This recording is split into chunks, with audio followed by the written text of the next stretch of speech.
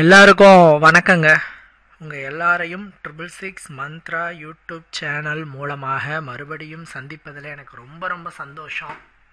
தொடர்ந்து நம்மளுடைய சேனல் மூலமாக ஆன்மீகம் சார்ந்த பல அரிய தகவல்களை பதிவேற்றம் செய்து கொண்டிருக்கிறோம். உங்களுடைய மேலான ஆதரவும் நமக்கு தொடர்ந்து கிடைத்து கொண்டே இருக்கு. அந்த வகையில் இந்த வீடியோ பதிவில் நாம் பார்க்கக்கூடிய ஆன்மீக தகவல் வருகிற ஜனவரி 10ஆம் தேதி 2025ஆம் ஆண்டு தமிழ் மாதமான மார்கழி 26ஆம் நாள் வெள்ளிக்கிழமை ஏகாதசி திருநாள். பார்த்தீங்கன்னா வைகுண்ட ஏகாதசி திருநாள். ஏகாதசிகளுக்கெல்லாம் தலையாய ஏகாதசியாக வரக்கூடிய வைகுண்ட ஏகாதசி திருநாள் மட்டுமில்லாமல் அன்று ரோஹிணி நட்சத்திரம், அதாவது பிற்பகல் 1:41 வரை கிருத்திகையும் அதன் பிறகு ரோகிணி நட்சத்திரமும் இடம்பெறுகிறது. கிருஷ்ணனி நட்சத்திரம் சிறப்பு வாய்ந்த திதியாக இது வருகிறது. இந்நாளில் நீங்கள் செய்யக்கூடிய பிரார்த்தனைகள், வழிபாடுகள், சில மானுஷ்யமான விஷயங்கள்லாம் என்னங்கிறத பற்றி பார்ப்போம். அதுக்கு முன்னாடி இந்த வைகுண்ட ஏகாதசியை பற்றி சில விஷயங்கள். ஏகாதசிகளுக்கெல்லாம் தலையாய ஏகாதசியாக வைகுண்ட ஏகாதசி விளங்குகிறது. எப்படி சிவபெருமானுக்கு சிவராத்திரி என்பது சிறப்போ, அதில் தலையாய சிவராத்திரியாக மாசி மாதத்தில் வரக்கூடிய சிவராத்திரியை மகா சிவராத்திரி என்ற பெயரில் சொல்லுகிறோமோ, அதே போல ஏகாதசிகளுக்கெல்லாம் முதன்மையான ஏகாதசியாக இந்த வைகுண்ட ஏகாதசியை சொல்லுகிறோம். எத்தனையோ தெய்வங்களினுடைய விரதங்கள் இருக்கிறது. சிவனினுடைய விரதம் இருக்கு, முருகனின் விரதம் இருக்கு, பிள்ளையாரின் விரதம் இருக்கு. இப்படி எத்தனையோ தெய்வங்களினுடைய விரதங்கள் இருந்தாலும் கூட விரதங்களுக்கெல்லாம் தலையாய முதன்மையான விரதமாக சொல்லப்படுவது ஏகாதசி விரதம். விரதத்தில் ஏகாதசியை போல ஒரு சிறப்பான விரதம் இல்லை என்று சொல்லுவார்கள். அந்த அளவிற்கு இந்த ஏகாதசி விரதமாகப்பட்டது சிறப்பு வாய்ந்தது. பொதுவாக ஏகாதசி நாளில் உணவினை தவிர்த்து எம்பெருமானை வேண்டி நாராயண மந்திரத்தை சொல்லி அடுத்த நாள் துளசி தீர்த்தம் பருகி ஏகாதசி விரதத்தை அனுஷ்டித்தால் நமக்கு அனுகூலங்கள் பல கிடைக்கும். மாதத்தில் 2 ஏகாதசி வரும். வளர்பிறை திதியில் ஒரு ஏகாதசியும் தேய்பிறை திதியில் ஒரு ஏகாதசியும் வரும். இதில் பார்த்தீங்கன்னா இந்த ஏகாதசிகளில் ஒவ்வொரு மாதங்களில் வரக்கூடிய ஒவ்வொரு திதியில் இடம்பெறும் ஏகாதசியும் நாம் பிரார்த்தனைகளை செய்யும் பொழுது, விரதங்களை இருக்கும்போது நமக்கு ஒவ்வொரு விதமான பலன்கள் கிடைக்கும். இப்போ பார்த்தீங்கன்னா தை மாதத்தில் வர வளர்பிறை ஏகாதசியில் பிரார்த்தனை பண்ணிங்கன்னா அதற்கு ஒரு மாதிரியான பலன் கிடைக்கும். தேய்பிறை ஏகாதசியில் பிரார்த்தனை பண்ணிங்கன்னா அதற்கு ஒரு மாதிரி பலன் கிடைக்கும். இப்படி ஒவ்வொரு மாதங்களில் வரக்கூடிய வளர்பிறை தேய்பிறை ஏகாதசிகளுக்கு ஒவ்வொரு விதமான தனித்தனி பலன்கள் உங்களுக்கு கிடைக்கும். அந்த வகையில் இந்த மார்கழி மாதத்தில் வரக்கூடிய இந்த வைகுண்ட ஏகாதசியில் நீங்கள் விரதம் இருந்து பெருமாளை வணங்கினீர்கள் என்று சொன்னால், 1 வருடம் ஏகாதசி விரதம் இருந்து பெருமாளை வணங்கியதின் பலனை நீங்கள் பெறுவதாக ஐதீகம்.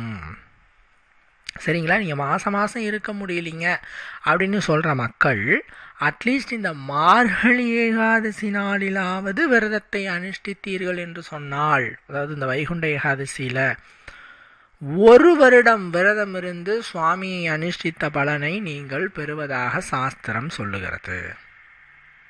சரிங்களா? இப்போ நாம் இந்த பதிவில் பார்க்கக்கூடியது இந்த வைகுண்ட ஏகாதசி திருநாளிலே நாம் செய்யக்கூடிய ஒரு சின்ன பரிகாரம், பணம் சேருவதற்கான பரிகாரம். எல்லாருக்குமே பணம் சேர வேண்டும் என்று ஆசை இருக்கும். இந்த கலியுகத்திலே நாம் வாழ வேண்டும், சிறப்பாக இருக்க வேண்டும், அனைத்து விதமான பலன்களையும் பெற்று சேமமாக வாழ வேண்டும் என்ற ஒரு ஆசை இருக்கும். அதற்கு நம்மளுக்கு பணம் தேவை. பணம் இல்லாத மனிதன் வெறும் மனிதன் என்று சொல்லுகிறோம். அருள் இல்லாருக்கு அவ்வுலகம் இல்லை, பொருள் இல்லாருக்கு இவ்வுலகம் இல்லைன்னு சொல்லுவாங்க. இந்த உலகத்தில் வாழணும்னா பொருள் வேண்டும். மனிதன் வாழ்க்கைக்கு தகுந்த வாழ்வாகுது பொருள் வேண்டும். செல்வம் அளவுக்கு அதிகமாக இல்லைனாலும் பரவாயில்ல, சிறப்பாக ரன் பண்ணுற அளவுக்காவது செல்வத்தை நாம் கண்டிப்பாக வைத்திருக்க வேண்டும். பணம் யாரிடத்தில் வரும்? பணத்தை யார் மதிக்கிறார்களோ அவர்களிடத்தில் பணம் வரும். பணம் யாரிடத்தில் வராது? பணத்தை சிக்கனம் இல்லாமல் செலவு செய்பவர்களிடத்துல பணம் வராது. இது எவ்வளோ பெரிய கோடிகள்ல நீங்க புரண்டவர்களாக இருந்தாலும் இதுதான் தியரி. பணத்தை மதித்தால் பணம் உங்களுக்கு வரும். சில பேர் பாருங்க, பெரிய செல்வந்தரா இருப்பாங்க, ₹1 கூட கணக்கெழுதி வைப்பாங்க, ஒத்த ரூபாய்க்கும் கணக்கெழுதி வைப்பாங்க. அவங்கள பார்த்து நம்ம கற்றுக்கணும்.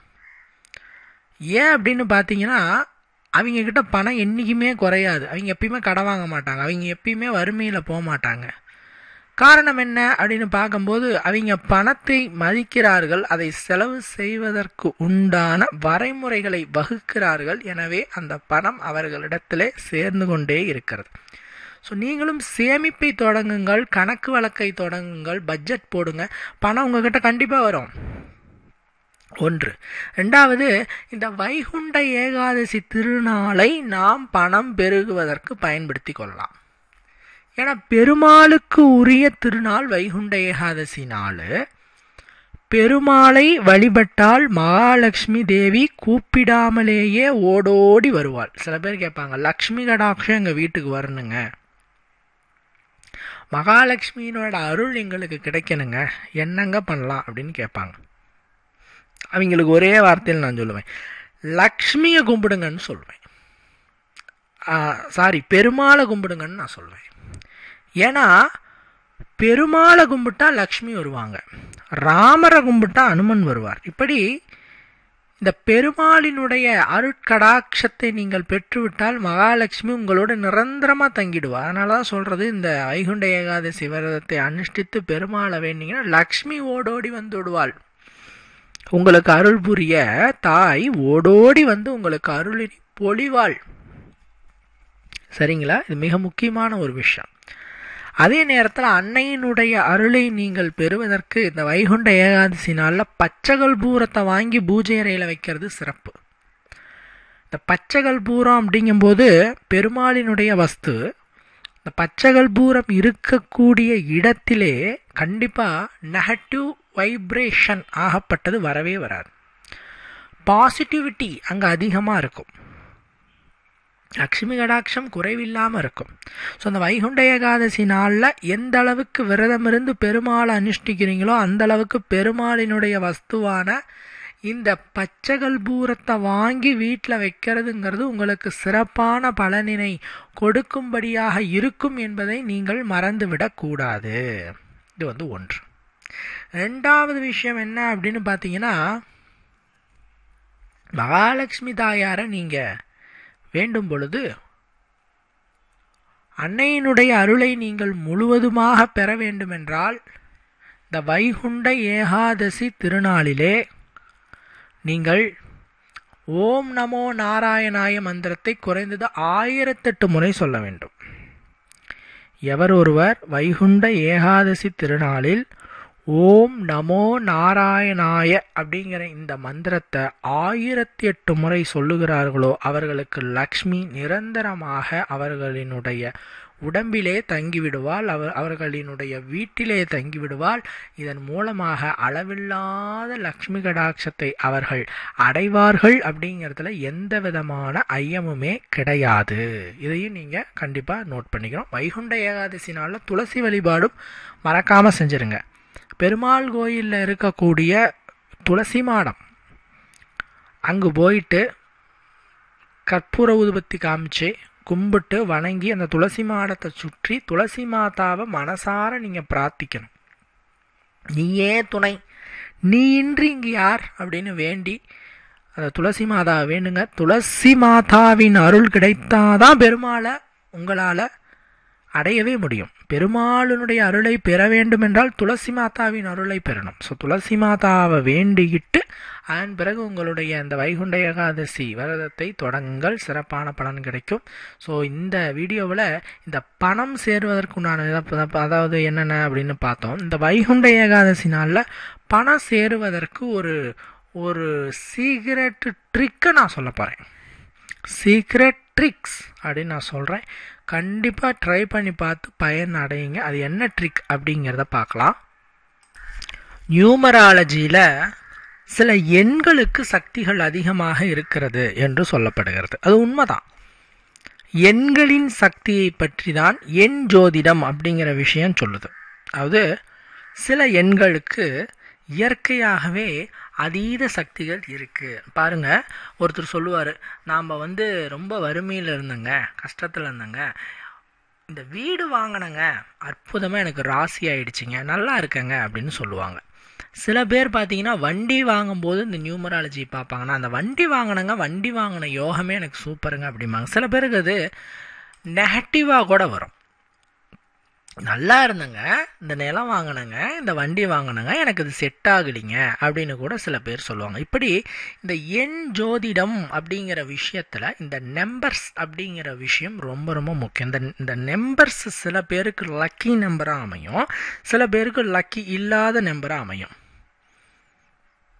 நாம் அதில் சில அதிர்ஷ்ட எண்களை கண்டுபிடித்து அந்த எண்ணை பயன்படுத்தி கொண்டால் நமக்கு சிறப்பான பலன்கள் கிடைக்கும். அப்பேற்பட்ட சிறப்பான அந்த ஒரு லக்கி நம்பர் என்ன அப்படிங்கிறத இந்த வீடியோவில் பார்ப்போம். இதை நாம் வைகுண்ட ஏகாதசி நாளில் கரெக்டாக பயன்படுத்திட்டீங்கன்னு சொன்னால் பணம் பல மடங்கு சேரும், செல்வம் பல மடங்கு சேரும். உங்ககிட்ட எதுவுமே இல்லை, நான் வெறுமனே நிர்கதியாக இருக்கிறேன், பணம் வரல, கடன் பிரச்சனை அப்படின்னுட்டு கஷ்டத்தில் இருக்கேன் அப்படின்னு சொன்னாலும் உங்களுக்கு சிறப்பான பலன்கள் இந்த ஒரு பரிகாரத்தை நீங்கள் செய்கிறது மூலம், இதை பரிகாரங்கிறத விட ஒரு தாந்திரீகத்தை செய்கிறதின் மூலமாக உங்களுக்கு கிடைக்கும். அது என்ன அப்படின்னு கேட்டிங்கன்னா, இந்த நம்பர் 777 என்று சொல்லக்கூடிய 777 என்று சொல்கிற இந்த நம்பருக்கு பவர் ஜாஸ்திங்க. ஜாதகத்தில் 7 அப்படிங்கிறது கலஸ்திரஸ்தானம்னு சொல்லுவோம், கூட்டாளிகளின் ஸ்தானம்னு சொல்லுவோம், கூட்டாக தொழில் செய்யும் ஸ்தானம் அப்படின்னு சொல்லுவோம். இந்த 7வது ஸ்தானம் மிக முக்கிய ஸ்தானம். ஸோ இந்த 7வது ஸ்தானத்தை குறிக்கிற அந்த எண் தான் 777. கலஸ்திரகாரனான சுக்கிரனையும் குறிக்கிற எண் 777. இந்த எண் இருக்கிற ரூபாய் தாள், அதாவது 3 7 இருக்கிற மாதிரி கூட நம்மளுக்கு கிடைக்காது, ரொம்ப ரேரு. ஒரு 7 இருக்கிற அந்த சீரியல் நம்பர், ரூபாய் நோட்டில் சீரியல் நம்பரில் 1 7 இருக்கிற மாதிரியான ரூபாய் தாள் கண்டிப்பாக உங்களுக்கு இருக்கும், கிடைக்கும். எதுனாலும் பரவாயில்ல, 10 ரூபாய் நோட்டு, 50 ரூபாய் நோட்டு, 100 ரூபாய் நோட்டு, 500 ரூபாய் நோட்டு, இதில் எந்த நோட்டிலாவது அந்த சீரியல் நம்பரில் 1 7 இருந்தாலும் கூட சரிங்களா, அந்த ரூபாய் நோட்டை நீங்கள் வாங்கி அதை இந்த வைகுண்ட ஏகாதசி நாளன்னைக்கு பெருமாள் வடத்துக்கு முன்னாடி வச்சு ஓம் நமோ நாராயணாய மந்திரத்தை சிரதையோடு ஒரு 1008 முறை சொல்லி பிறகு அந்த ரூபாய் நோட்டை எடுத்து உங்களுடைய பூஜை அறையில் வைத்து கொண்டீர்கள் அப்படின்னு சொன்னால் உங்களுக்கு பணம் சேரும், பெருமாளினுடைய பரிபூரண அருள் கிடைக்கும், லக்ஷ்மியின் பரிபூரண அருள் கிடைக்கும். இதன் மூலமாக உங்களுக்கு மிகப்பெரிய ஒரு அனுகூலம் கிடைப்பதை யாராலும் தடுக்கவே முடியாது. சரிங்களா, இது மிக முக்கியமானது. 7 அப்படிங்கிற நம்பர், அதாவது அந்த சீரியல் நம்பரில் 1 7 இருந்தால் கூட போதும், 2 7 இருந்தால் இன்னும் சிறப்பு. சரிங்களா, இல்லைங்க நாங்கள் எவ்வளோ ட்ரை பண்ணி பார்த்தோங்க கிடைக்கலைங்க அப்படின்னு சொல்லும்போது நீங்கள் அந்த ஒரு ரூபாய் தாள் எடுத்து, ஒரு 10 ரூபாய் தாள் எடுத்துகிட்டு அந்த வெள்ளை நிற பகுதியில் நீங்கள் பேனாவில் எழுதக்கூடாது, பென்சிலில் எழுதிக்குவாங்க. சும்மா சின்னதாக 7 7 7ன்னு நீங்கள் எழுதிக்கலாம். இப்படி எழுதியும் நாம் பூஜையில் வச்சு பிரார்த்தனை செய்யலாம். இப்படி பிரார்த்தனை செய்யும்போது கண்டிப்பாக அந்த எண், இது ஏஞ்சல் நம்பர்னு சொல்கிறதுங்க. அந்த எண்ஜோதிடத்தில் ஏஞ்சல் நம்பர்ஸ் அப்படிங்கிறது மிக முக்கியமான ஒரு விஷயம். நிறைய ஏஞ்சல் நம்பர்ஸ் இருக்குது, நம்ம சொல்லணும்னு நினச்சா நிறைய சொல்லிக்கிட்டே போகலாம். 5 5 5, 0 0 0, 4 4 4, இது எல்லாமே ஏஞ்சல் நம்பர்ஸ். ஒவ்வொரு நம்பர்ஸுமே உங்களுக்கு ஒவ்வொரு மாதிரியான விஷயத்திற்கு பலனினை கொடுக்கும். ஒவ்வொரு நம்பரையும் பயன்படுத்தும் போது உங்களுக்கு ஒவ்வொரு மாதிரியான சிறப்பான பலன்கள் கிடைக்கும். அதில் அந்த 7 7 7ங்கிற நம்பரை நீங்கள் பயன்படுத்தும் பொழுது வராத செல்வமும் சேரும். உங்கள் வீட்டிலே அளவுக்கு அதிகமாக லக்ஷ்மி கடாட்சம் நிறைந்து வீட்டிலே சேமமான ஒரு வாழ்க்கை இருப்பதை உங்களால் பார்க்க முடியும். இது வைகுண்ட ஏகாதசி அன்னைக்கு செஞ்சு வச்சிட்டீங்க அப்படின்னு சொன்னால், ஒன்று லக்ஷ்மி கடாட்சமும் கிடைக்கும், இன்னொன்று பெருமாள் கடாட்சமும் கிடைக்கும். சரிங்களா? அதே நேரத்தில் இந்த வைகுண்ட ஏகாதசி திருநாளில் நீங்கள் கவனிக்கக்கூடிய மற்றும் ஒரு விஷயம் என்னன்னு பார்த்தீங்கன்னா, நிலைவாயில் படி. ஒவ்வொரு வீட்டின் நிலைவாயில் படியும் மிக முக்கியமானது. நிலைவாயில் படி சுத்தமாக இருக்கணும். நிலைவாயில் படி சுத்தமில்லாமல் இருந்தால், நிலைவாயில் படி ஒரு அவமரியாதையோடு நிகழ்த்தப்பட்டால், சில பேர் பாருங்கள் நிலைவாயில் படியில் தான் காலை வச்சு போவாங்க, நிலைவாயில் படியில் உக்காருவாங்க. இதெல்லாம் நிலைவாயில் படியை அவமானப்படுத்துவதற்கு சமம். ஏங்க நிலைவாயில் படியில் உட்காரக்கூடாது, ஏங்க நிலைவாயில் படியை தாண்டி போகக்கூடாது அப்படின்னு கேட்டிங்கன்னா, ஒவ்வொரு வீட்டின் குலதெய்வமும் எங்கே உக்காந்துட்டு இருக்கு? நிலைவாயில் படியில் தான் உக்காந்துட்டு இருக்கு. ஒரு வீட்டின் குலதெய்வம் நிலைவாயில் படியில் தான் இருக்கு. இந்த நிலைவாயில் படியை நாம் எந்த அளவுக்கு சுத்தமாக வச்சுக்கிறோமோ, நிலைவாயில் படிக்கு எந்த அளவுக்கு நாம் மரியாதை கொடுத்து வச்சுக்கிறோமோ, அந்த அளவுக்கு உங்களுடைய வீட்டில் லக்ஷ்மி கடாட்சம் பெருகும். ஏன்னா சில பேர் பாருங்கள், நிலைவாயில் படியை தண்ணி ஊற்றி கழுவி மஞ்சள் பூசி குங்குமம் இட்டு 2 பக்கமும் விளக்கு ஏற்றி பூ வைத்து கும்பிடுவாங்க வெள்ளிக்கிழமை செவ்வாய்க்கிழமை நாட்களில். இவர்களின் வீட்டில் கண்டிப்பாக குலதெய்வம் குடியேறும். ஏன்னா நிலைவாயில் படி தானே குலதெய்வம் இருக்குது.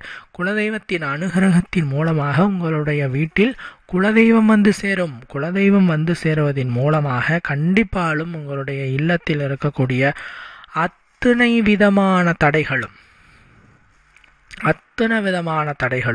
கதிரவனை கண்ட பனி போல விலகுவதை உங்களால் பார்க்க முடியும். உங்களுடைய வாழ்க்கையும் க்ஷேமமாக மாறுவதை உங்களால் பார்க்க முடியும். போதும் போதும் என்ற அளவுக்கு செல்வம் சேருவதையும் உங்களால் பார்க்க முடியும். இதையும் நீங்கள் கண்டிப்பாலும் நோட் பண்ணிக்கோங்க. வைகுண்ட ஏகாதசி அன்னைக்கு நிலைவாயில் படியும் சுத்தப்படுத்தி வச்சுக்கோங்க. அடுத்து பார்த்திங்கன்னா, தீபம் ஏற்றுவது. இது ஒரு பெரிய கான்செப்ட். நிலைவாயில் படியில் தீபம் ஏற்றணும், அதுவும் நெய் தீபம் ஏற்றணும். இந்த நிலைவாயில் படியை பார்த்தீங்கன்னா, குலதெய்வம் குடியிருக்கும் இடம் அப்படின்னு சொல்லிட்டோம். இந்த இடத்துல நாம் 2 பக்கமும், அந்த நிலவாயில் படிக்க 2 பக்கமும் அகல் விளக்கில் பசு நெய், சுத்தமான பசு நெய் ஊற்றி பஞ்சு திரி போட்டு தீபம் ஏற்றி பூ வைக்கணும். அந்த விளக்குக்கு பக்கத்தில் ஒரு பூ, இந்த பக்கம் ஒரு பூ அந்த பக்கம் ஒரு பூ வச்சு கும்பிடணும். இப்படி கும்பிட்டீங்க அப்படின்னு சொன்னால் நீங்கள் ஆச்சரியப்பட்டு போயிடுவீங்க. கண்டிப்பாக உங்களுடைய லைஃபே மாறுறதை யாராலும் தடுக்க முடியாது. இது வைகுண்ட ஏகாதசி அன்னைக்கு செஞ்சு பாருங்கள். வராத குலதெய்வமும் உங்கள் வீட்டுக்கு வரும். பெருமாளினுடைய அருளால் வராத குலதெய்வமும் உங்களுடைய வீட்டுக்குள் வந்து நீங்கள் கேட்கக்கூடியதை தரும். நீங்கள் இந்த உலகத்தில் என்ன அந்த தெய்வத்திடம் விரும்பி கேட்டாலும் அந்த தெய்வம் கொடுக்கும். ஏன்னா வீட்டுக்குள்ளே குலதெய்வம் வராமல் நீங்கள் எத்தனை பூஜை செஞ்சாலும் சரி, நீங்கள் எத்தனை வழிபாடுகளை செஞ்சாலும் சரி, அதற்கு பலன் கிடைக்காம போயிடும். அதனால் வீட்டுக்குள்ளே குலதெய்வத்தை அழைக்கணும்னா நிலைவாயில் படியை வைகுண்ட ஏகாதசி அன்னைக்கு சுத்தப்படுத்தி 2 பக்கமும் தீபம் ஏற்றி கும்பிடுங்க போதும் அப்படின்னு சொல்கிறது எளிமையான ஒரு வழிபாட்டு முறை. இதை நீங்கள் செய்யணும். அடுத்து பார்த்தோம் என்று சொன்னால், நீங்கள் யாராக இருந்தாலும் எவராக இருந்தாலும் அந்த வைகுண்ட ஏகாதசி அன்னைக்கு பிரம்ம முகூர்த்தத்தில் எழுந்திருத்து விட வேண்டும். அதிகாலை 3:30 5 மணிக்குள், இதுதான் பிரம்ம முகூர்த்த நேரம் என்று சொல்லுவோம். இந்த நேரத்தில் வைகுண்ட ஏகாதசி திருநாள் அன்று நீங்கள் எழுந்திருக்க வேண்டும். இது மிக மிக முக்கியம். சில பேர் கேட்பாங்க, ஏங்க அன்னைக்கு மட்டும் அப்படி எழுந்திரிக்கணுமா அப்படின்னு கேட்பாங்க. ஆமாம், அன்னைக்கு நீங்கள் கண்டிப்பாக எழுந்திரிச்சே ஆகணும். வைகுண்ட ஏகாதசி அன்னைக்கு பிரம்ம முகூர்த்தத்திலும் தூங்குபவர் மற்றும் சூரியன் வந்த பிறகும் தூங்குபவர் பெருமாளின் கோபத்திற்கு ஆளாவார்கள். பெருமாளினுடைய கோபத்திற்கு ஆளாவதோடு அவர்கள் குபேரனை போல் செல்வம் வைத்துக் கொள்பவராக இருந்தாலும் விரைவில் கீழ்நிலை, அதாவது ஏழ்மையாக மாறிவிடுவார்கள் அப்படின்னு நான் சொல்லிங்க, சாஸ்திரம் சொல்லுது. ஸோ வைகுண்ட ஏகாதசி அன்னைக்கு பிரம்ம முகூர்த்தத்தில் எழுந்திரிச்சுக்கோங்க. எழுந்திரிக்க முடியலன்னா அட்லீஸ்ட் சூரியன் வருவதற்கு முன்னாடியாவது நீங்கள் எழுந்திருக்க வேண்டும். இது உங்களுக்கு சிறப்பான பலன் கொடுப்பதாக அமையும். இது ஒரு மிக முக்கியமான ஒரு விஷயம். சரிங்களா? அடுத்து இன்னொரு விஷயம் என்ன அப்படின்னு கேட்டிங்கன்னா, தீபம் ஏற்றுவதுங்க. காலையில் பிரம்ம முகூர்த்தத்திலும் மாலை விஷ்ணு முகூர்த்தத்திலும் இந்த வைகுண்ட ஏகாதசி திருநாளில் நீங்கள் தீபம் ஏற்ற வேண்டும். பல பேர் இந்த ஒரு விஷயத்தை செய்யறதில்ல, பொதுவாக மற்ற நாட்களில் செய்யறதில்ல. வைகுண்ட ஏகாதசி நாளில் மறக்காமல் நீங்கள் செஞ்சுருங்க. இது ஒரு விஷயத்தை நீங்கள் செஞ்சுருங்க. காலையில் பிரம்ம முகூர்த்தம் 3 to 5 இந்த டைமிங்கில் எந்திரிச்சு சுவாமியை கும்பிட்டுட்டு ஒரு தீபத்தை ஏற்றிடுங்க. இது பெண்கள் அவர்கள் கையால் ஏற்றுவது சிறப்பு. பெண்கள் அவர்கள் கையால் அந்த தீபத்தை ஏற்றி கும்பிட்டாங்கன்னா ஐஸ்வர்ய கடாட்சம் அளவில்லாமல் வந்து சேரும். ஏன்னா ஒவ்வொரு வீட்டில் இருக்கக்கூடிய பெண்கள் தான் அந்த வீட்டின் லக்ஷ்மி. அதனால் பெண்கள் அவர்களுடைய கையால் இந்த தீபத்தை ஏற்ற வேண்டும். காலையில் பிரம்ம முகூர்த்தம் 3 to 5 வைகுண்ட ஏகாதசி அன்னைக்கு ஏற்றிடுங்க. மாலை விஷ்ணு முகூர்த்தம், இது ரொம்ப முக்கியம். எப்படி காலையில் பிரம்மனுக்குரிய பிரம்ம முகூர்த்தம் முக்கியமோ அதே போல் மாலை விஷ்ணு முகூர்த்தமும் ரொம்ப முக்கியம். விஷ்ணு முகூர்த்தம் எப்படிங்க? 6 மணிக்கு மேலே ஒரு 6, 6:45 இந்த டைமிங்கில் தீபம் ஏற்றணும். இந்த டைமிங்கில் அகல் விளக்கில் பசு நெய்யோ நல்லெண்ணெய்யோ ஊற்றி பஞ்சு திரி போட்டு தீபம் ஏற்ற வேண்டும். நீங்கள் தீபம் ஏற்றி நீங்கள் கும்பிடும் பொழுது உங்களுக்கு எம்பெருமானின் அருள் கிடைக்கும், பெருமாளினுடைய அருள் கிடைக்கும். அதனால தானே நம்ம இந்த பூஜை செய்கிறது. பெருமாளுக்கு உரிய வழிபாடு தானே இந்த வைகுண்ட ஏகாதசி வழிபாடு. அப்போ நாம் ஈவினிங் விஷ்ணு முகூர்த்தத்தில் 6 to 6:45 இந்த டைமில் தீபம் போட்டு கும்பிடணும். இதில் மகாலட்சுமிக்கு உரிய கற்கண்டு, அதாவது டைமண்ட் கல்கண்டு, இதை நீங்கள் அந்த நெய்யலை போட்டு அந்த தீபம் ஏற்றிங்க இல்லையா மாலை விஷ்ணு முகூர்த்தத்தில், அந்த திரவியமான நெய்யிலே இந்த டைமண்ட் கல்கண்டை போட்டு நீங்கள் தீபம் ஏற்றி வழிபாடு செய்தால் சுக்கிர பலம் ஏற்படும். இப்படி சுக்கிர பலம் ஏற்பட்டால் உங்களுக்கு அளவு கடந்த பணப்புழக்கம் ஏற்படும், அளவு கடந்த செல்வகடாட்சம் ஏற்படும். உங்களுக்கு போதும் போதும் என்ற அளவிலே வருடமெல்லாம் செல்வம் வந்து சேரும். இதையும் பெண்கள் செய்ய வேண்டும். மிக முக்கியமான ஒரு தகவல் இதுவும். மாதிரி வைகுண்ட ஏகாதசி நாளில் விரதம் இருக்கிறது ரொம்ப முக்கியங்க. கண்டிப்பாக விரதம் இருந்தீங்கன்னா உங்களுக்கு அளவில்லாத நன்மைகள் கிடைக்கும். ஏன்னா இந்த ஏகாதசினாவே உண்ணாமல் இருக்கிறது தான். இறைவனுடைய திருநாமத்தை சொல்லி இறைவனை பிரார்த்தித்து உண்ணாமல் இருந்து நாராயண மந்திரத்தை சொல்லி வழிபாடு செஞ்சோம் அப்படின்னு சொன்னால் ஏகப்பட்ட நன்மைகளை நீங்கள் பெறலாம். அதனால் முடிஞ்ச அளவுக்கு உண்ணாமல் இருங்கள். ஒரு ரொம்ப முடியாதவங்க மட்டும் உணவுகளை எடுத்துக்கொள்ளலாம். அதே மாதிரி பழங்கள் எடுத்துக்கொள்ளலாம். முடியாது இல்லை ஒரு வேளை மட்டும் உணவினை சாப்பிடலாம். முடியாதவங்க, முடியுது என்னால் இருக்க முடியும் அப்படின்னு சொல்லும்போது தயவு செய்து நீங்கள் விரதம் இருப்பதே உத்தமம், விரதமாக இருக்கிறதே உத்தமம் அப்படின்னு சொல்கிறது. அதே நேரத்தில் பார்த்தோம்னு சொன்னால் இந்த உலகத்திலே மிக சக்தி வாய்ந்த மந்திரமாக சொல்லப்படுவது நாராயண மந்திரம். ஓம் நமோ நாராயணாய. இந்த மந்திரத்துக்கு இணையான மந்திரம் எதுவும் இல்லை. பிரம்மனையே எதிர்க்கும் வலிமை பொருந்திய மந்திரமாக இந்த மந்திரம் இருக்கு. ஓம் நமோ நாராயணாய மந்திரத்தை எவர் ஒருவர் இந்த வைகுண்ட ஏகாதசி திருநாளில் சிரத்தையோடு பிரம்ம முகூர்த்த நேரத்தில்